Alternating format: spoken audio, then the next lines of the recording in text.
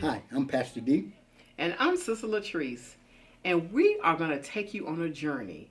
The Children's Church and Nursery Ministry want to show you the history of Faith Tabernacle Christian Center. It all started when Elder Milton Guines met Earl Goins, Michael Goins, and Robert Roundtree in the military.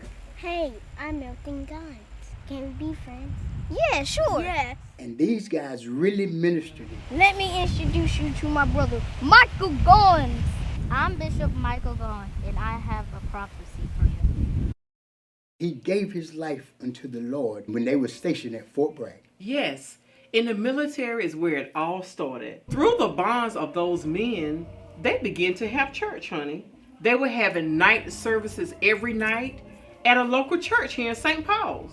And then an occasion arose that they could no longer have services at that church, but Sister Carolyn gave them an opportunity to have services at her house. Hey, Pastor, we can't have church there anymore, but we can have it at my house.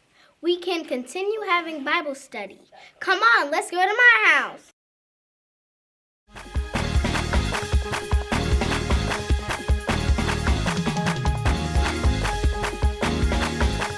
Wow. So Faith Tabernacle Christian Center began to have church in Carolyn Murphy's house. And from what I understand, they brought the house down. Literally brought it down. The fire from heaven was on our pastors' lives, and it changed the aura of St. Paul's forever. I understand, honey, that the services at Miss Carolyn's house grew so big. It did.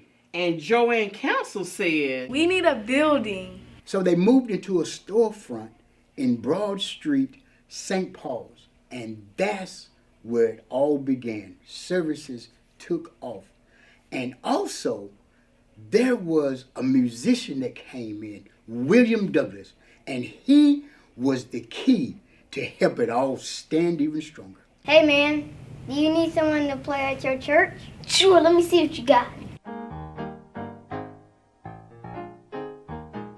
and after having many services in the storefront church, God opened the door for Pastor to purchase a piece of land in the outskirts of St. Paul in Tobermory, North Carolina. Tobermory. That's where it all began with the building project. And one night, Robert Roundtree was ministering a sermon called Set your heart to suffer. Do with me. And my goodness, they just didn't know that there was suffering yet to come. And you're right, honey. After that powerful service that Roundtree preached that night, Pastor got a call from Enid and Marcella Gines. Oh, Lord, the church is on fire. We need to call the pastor. Pastor, the church burnt down. The church burned down. Can you believe that? And a lot of those members were very disappointed, honey. And there were two members in particularly that were greatly affected by that fire. And that was Gwen and Lynn. Hey, Lynn. Hey, Gwen. How are you doing? Good. How was school? Great. Okay. Did you got a lot of homework? Yeah. Listen, I have some bad news. Sister Joanne Council called me today, and the church burnt down last night. Oh, no. What are we going to do? Okay, but listen, it's going to be all right. We want to see it. Can you take us to the church, please? Yes, I can definitely take you down there. We'll get in the car right now, and I'll take you down there so you can see it. But everything is going to be okay, all right? All right. The enemy thought that he was going to put it to naught, but not our pastors. They began to stand strong. And you know, after one service, Robert Roundtree went outside and the van was on fire. To this day, we don't know how it happened, but we are looking at him very carefully. And guess what? Pastor Earl Goins still picks at Pastor Roundtree about the burning of those things. Those fellas still stick together. Absolutely. And then Pastor began to build, the original building that's still standing today.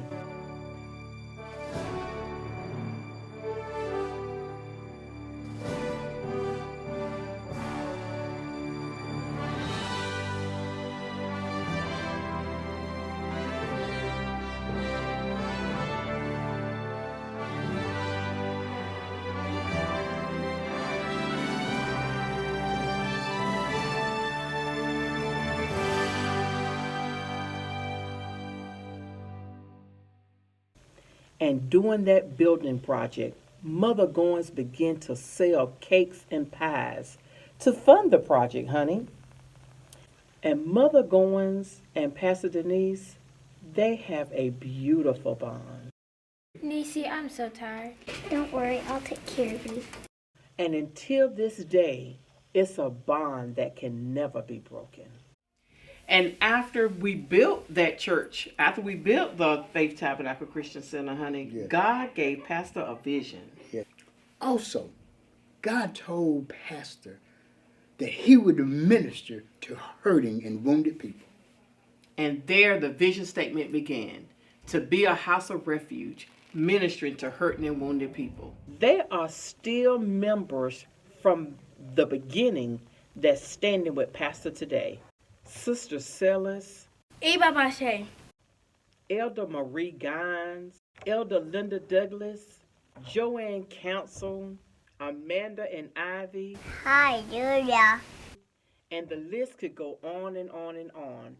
And the ministry began to just grow and grow and grow. And then again, God spoke to Pastor's heart about building an even bigger edifice. The one we're in now, honey. Amen. And that is to say that our pastors stand very strong on the things that God has put into their hands. But one thing I can say that Pastor's been talking about all year long, honey, is I'm still standing.